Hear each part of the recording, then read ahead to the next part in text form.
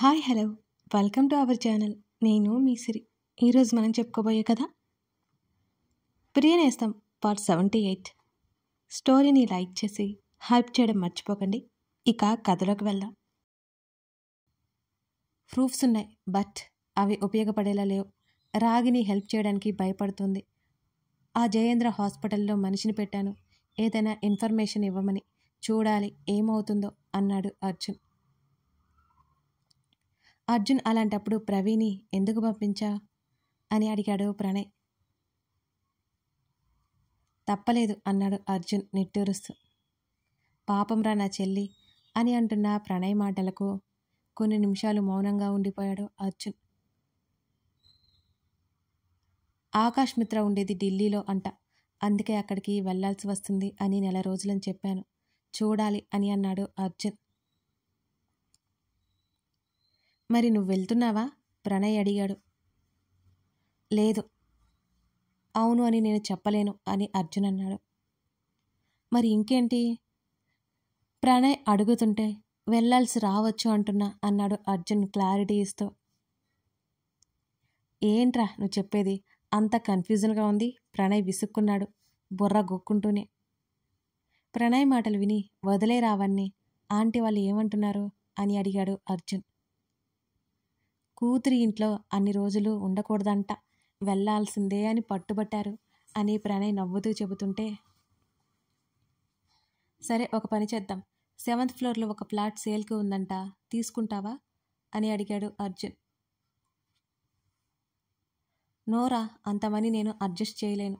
ఊర్లో ఇల్లు పొలాలు అమ్మేసి వస్తాయి ఏమో కానీ ఇప్పటికైతే వద్దు అని చెప్పాడు ప్రణయ్.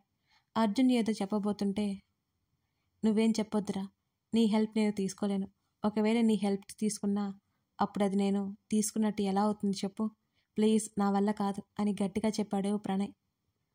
రే ఇడియట్, నేను చెప్పేది పూర్తిగా వినరా బాబు, అప్పుడే మధ్యలోకి దూరిపోతావు అని చెప్పి మళ్ళీ అతనే మాట్లాడుతూ, ఫస్ట్ ఆఫ్ ఆల్ నేనేమీ పరాయవాణ్ణి కాదు.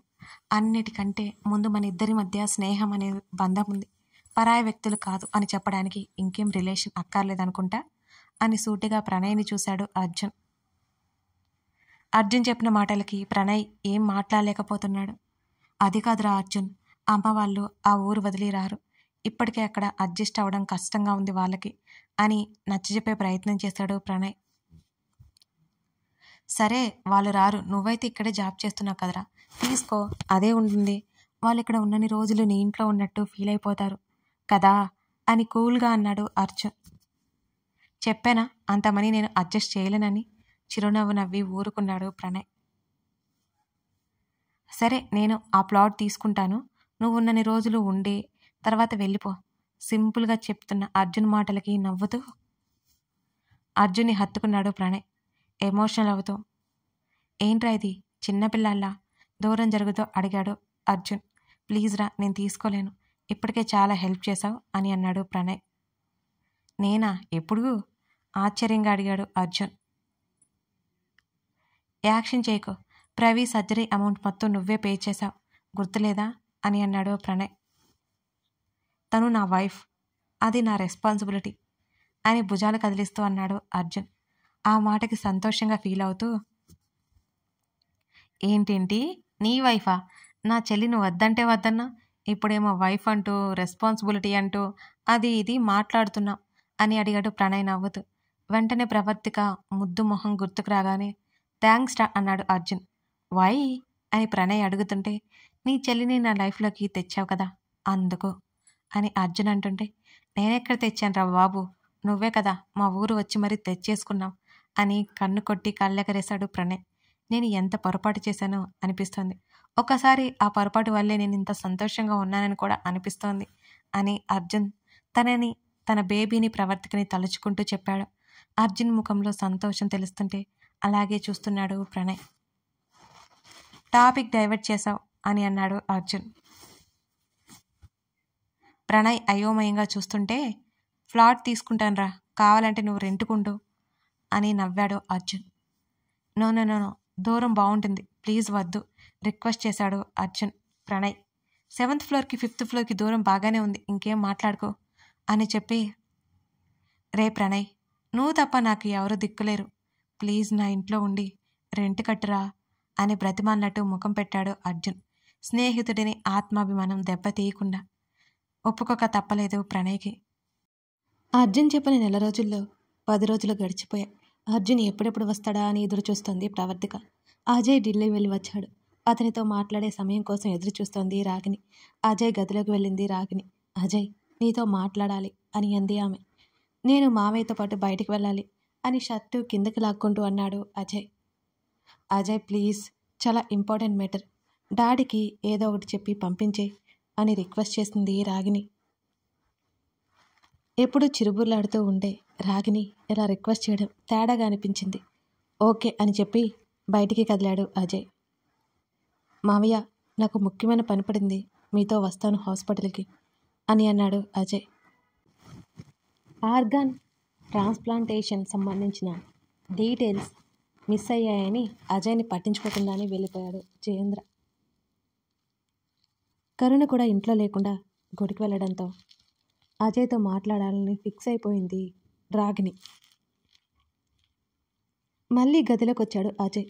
బెడ్ మీద కూర్చుంటూ గోర్లు తినేస్తుంది రాగిని. ఏం మాట్లాడాలి రాగిని అని అడిగాడు అజయ్. డోర్ క్లోజ్ చేసిరా అని చెప్పింది ఆమె.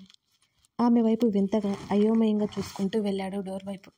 డోర్ క్లోజ్ చేసి ఆమెకెదురుగా బెడ్ మీద కూర్చున్నాడు అజయ్. నువ్వు మంచోడివేనా అని రాగిని అడిగింది.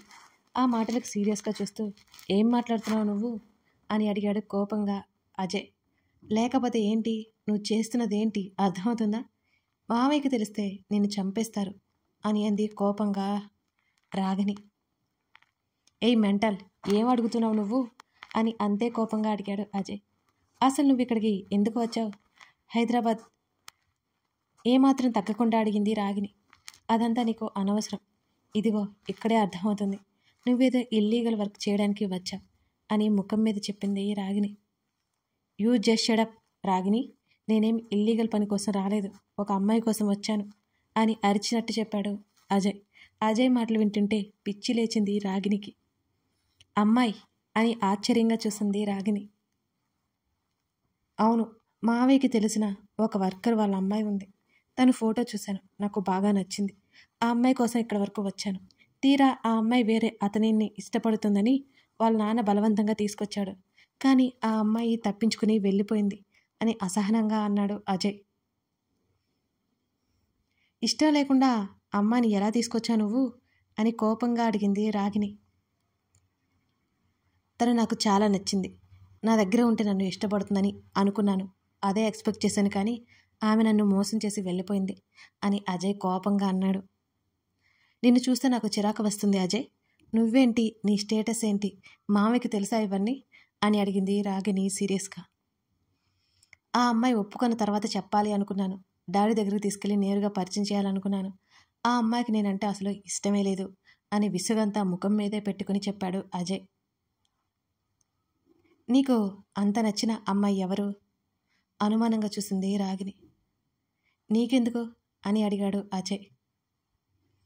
ఊరికే తెలుసుకుందామని పాకెట్లో ఉన్న ఫోన్ని బయటకు తీసి ప్రవర్తిక ఫోటో వెతికి రాగినికి చూపించాడు అజయ్.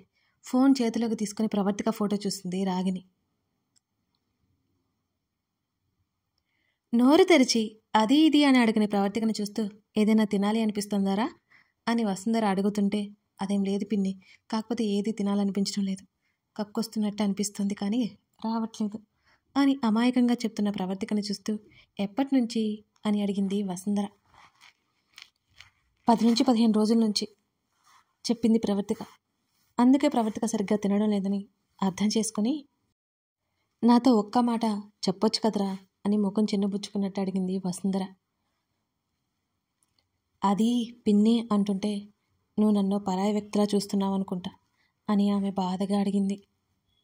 చచ్చా అదేం లేదు పిన్ని, చెప్తే మీరు కంగారు పడతారేమోనని చెప్పలేదు అని వెంటనే చెప్పింది ప్రవర్తిక. ఆరోగ్య విషయాలు ఇలా దాయకూడదురా, ఏదైనా చెప్పేయాలి, ఈ మంత్ చెకప్కి వెళ్దాం కదా, అప్పుడు డాక్టర్తో మాట్లాడదాం అని అంటూ ప్రవర్తిక చెంప మీద చేయి వేసింది వసుంధర. అలాగే అన్నట్టు నవ్వుతూ తల ఊపింది. పిన్ని, మిమ్మల్ని ఒకటి అడగొచ్చా అని అడిగింది ప్రవర్తిక. ఏంటో చెప్పు అని నవ్వుతూ అడిగింది వసుంధర. రక్షకి సంబంధించిన ఫోటోలు కానీ వస్తువులు కానీ ఇక్కడ ఏమైనా ఉన్నాయా అని అడిగింది ప్రవర్తిక. నవ్వుతున్న వసుంధర ముఖంలో నవ్వు మాయమై బాధ ఒక క్షణం తలుక్కున మెరిసింది. మళ్ళీ మామూలైపోతూ ఇక్కడ వస్తువులు ఉన్నాయి, ఫోటోలు రక్షకు సంబంధించినవన్నీ అర్జున్ దగ్గరే ఉన్నాయి అని చెప్పింది వసుంధర. లేదు పిన్ని, ఇంట్లో ఏమీ లేదు, రక్ష ఫోటో తప్ప అని చెప్పింది ప్రవర్తిక.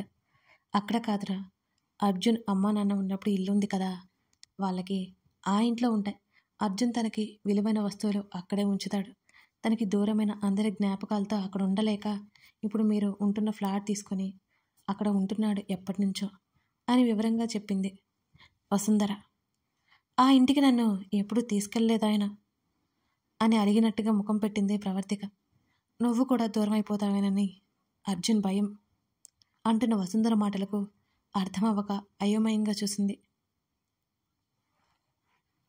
ఆ ఇంట్లో ఎవరితో అయితే సంతోషంగా గడిపాడో వాళ్ళలో ఏ ఒక్కరూ అర్జున్కి తోడలేరు. అలాంటివన్నీ నమ్మని అర్జున్ ఇప్పుడు నమ్ముతున్నాడు. ఆ ఇల్లు తనకి ఎంత ముఖ్యమైనదో అయినా అక్కడ ఉండడానికే ఇష్టపడడు.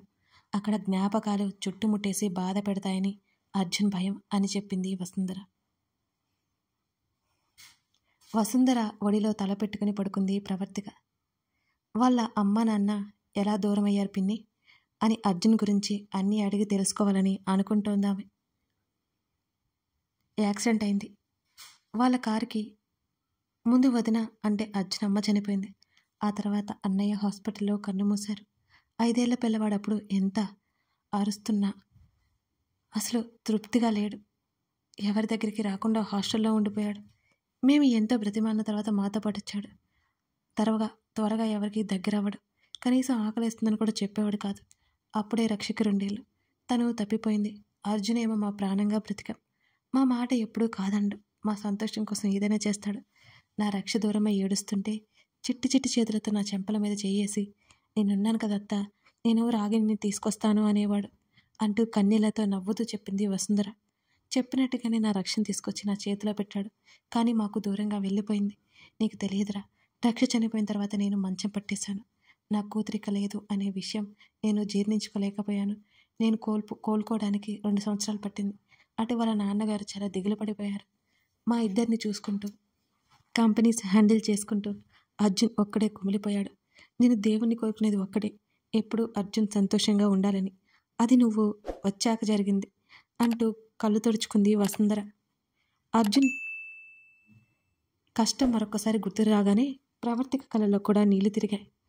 అతను చిన్నప్పుడు ఒంటరిగా ఉండిపోయి ఎంత బాధపడ్డాడో తలుచుకోగానే ఆమెకి ఏడుపు వచ్చేసింది. ఎందుకు ఆయనకి ఇలా జరుగుతుంది పిన్ని? ఏడుస్తూ అడిగింది ప్రవర్తిక. జరిగిపోయినవి తలుచుకోవడం వల్ల ఉపయోగం లేదు. నా అర్జున్ సంతోషంగా ఉన్నాడు, అది చాలు. మీ ఇద్దరు ఎప్పుడు ఇలాగే ఉండాలి. మా చేతికి బాబున పాపను ఇచ్చేస్తే హాయిగా గడిపేస్తాం అంటూ నవ్వింది ప్రవర్తిక తల నిమురుతూ. ప్రవర్తిక కూడా కళ్ళు తుడుచుకుని ఆయన్ని సంతోషంగా చూసుకునే బాధ్యత నాది పిన్ని అని అంటూ వసుంధర చేతి మీద చేయి వేసింది. వసుంధర సంతోషపడిపోయింది. రక్ష డైరీ ఉంది, కాసేపు తర్వాత చెప్పింది వసుంధర. అదేంటి ఇక్కడెందుకుంది అయోమయంగా అడిగింది ప్రవర్తిక. రక్ష వస్తువులు బట్టలు ఇక్కడికే తీసుకొచ్చుకున్నాను నేను. వాటితో పాటు అది ఎప్పుడొచ్చేసింది, అందులో ఏం రాసుకుందో ఇప్పటి వరకు తెలియదు మాకు. నువ్వు చెప్తుంటే గుర్తుకొస్తుంది. అప్పుడెప్పుడు అర్జున్కి ఇద్దామనుకుని మర్చిపోయాను అని చెప్తున్న వసుంధర మాటలు నమ్మాలి అనిపించక, పిన్ని నిజంగా మర్చిపోయారా అని అడిగింది ప్రవర్తిక కళ్ళలో వస్తున్న కన్నీళ్ళు తుడుచుకుంటూ. నేను మళ్ళీ ఢిల్లీ వచ్చాను కదా మీ పెళ్లి జరిగిన తర్వాత, అప్పుడే కంటపడింది. అర్జున్కి ఇవ్వాలి అనుకోలేదు. మళ్ళీ నా కూతురు జ్ఞాపకాలు అర్జున్కి వద్దు అంటున్న వసుంధరను అభిమానంగా చూసుకుంటూ. ఇంత మంచితనం ఎలా అనుకుంది ప్రవర్తిక మనసులోనే. నా మాటలతో నిన్ను బాధ పెట్టేలా ఉన్నాను, పద భోజనం చేద్దు. అర్జున్కి కాల్ చేసి చెకప్కి ఎప్పుడు వెళ్ళాలో కనుక్కో, మనం ఆయన్ని తీసుకుని వెళ్దాం అని చెప్పి ప్రవర్తికకి భోజనం పెట్టడానికి తీసుకెళ్ళింది వసుంధర. కథ కొనసాగుతోంది. రాగిని అజయ్కి అయితే నిజం చెప్పేసింది కదా, ఇటేమో రక్ష డైరీ దొరికేసింది. మరి ఆ డైరీలో ఏమైనా క్లూ దొరుకుతుందా అర్జున్కి? అసలు ప్రవర్తిక ఆ డైరీని అర్జున్ దగ్గరికి చేర్చనుందా? తెలుసుకోవాలంటే తర్వాత భాగం చూడాల్సిందే. కథ నచ్చితే లైక్ చేసి కామెంట్ చేయండి. థ్యాంక్